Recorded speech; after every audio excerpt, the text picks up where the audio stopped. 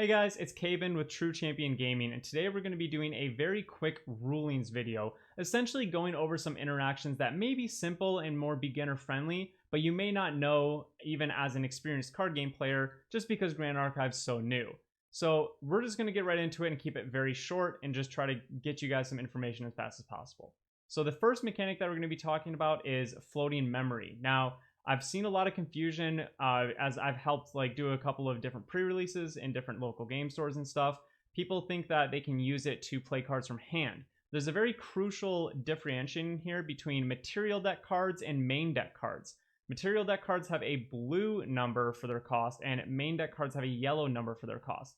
That's because the yellow refers to a reserve cost and blue refers to memory cost. Now, because these cards are called floating memory, they can only be used as memory, so that you can basically only use floating memory for material deck cards. Now remember, you can't use a class bonus floating memory to go into your level 1 champion because you aren't that class bonus yet, so that card has no floating memory while it's in your graveyard. Next, a little bit of an odd one is that the Recollection phase is skipped on your first turn. It kind of makes sense because there's no way that you would have been able to play cards yet, but it is actually a ruling that comes up fairly frequently because of a card called Increasing Danger, which is used in quite a few fire decks right now. If you go first and you use Increasing Danger, your opponent will put a card in their recollection or in their memory zone. But on their first turn, they will not have a recollection phase. So that card will just sit down there for the whole turn. And it actually can be quite useful because you can mess up your opponent's banishment for memory if they're playing like an Arcane Riot or something, but we won't get into that. Let's keep the video short and just move on to the next one. Champions cannot attack by themselves. You need either a regalia weapon, like a sword, or you need an attack card. You can also actually use a sword and an attack card together, but you cannot do two swords together or two attack cards. It has to be a sword or a attack card or one of each. And a champion can never attack by itself unless it has an inherited attack. We'll talk about that in a second. The biggest time that I see this being confused is when you go into Lorraine level 2. It says that Lorraine's attacks get +2. Some people think that this means that she can just attack by herself. It is only her attacks gaining that additional damage. It is not her gaining to attack for the turn. There's a big difference there. And the easiest way to remember is that Triscuit's the only champion that can actually attack by itself. Champions can also not retaliate. Even if they are awake, even if you had a sword on the field, the only way to do it is to have an inherent attack like Triscuit.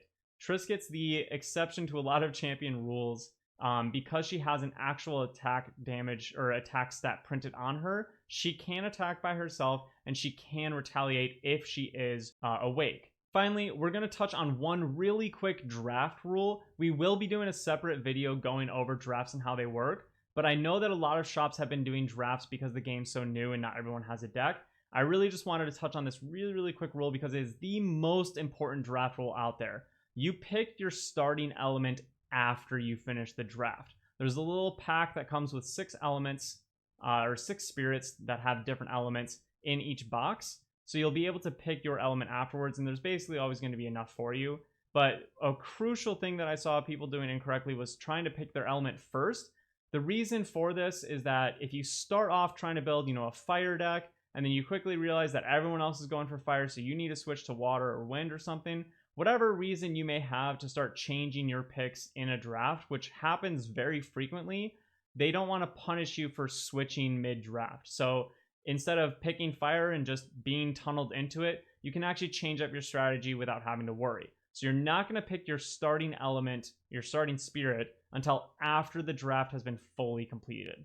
That's all for today, guys. We are going to be doing more rulings videos. We'll go over some more in-depth rulings, and we'll also try to hit up some other videos such as how to do drafts. We do deck profiles on the channel as well as just other generic Grand Archive and other card game content. Please consider giving us a like and subscribe. Peace.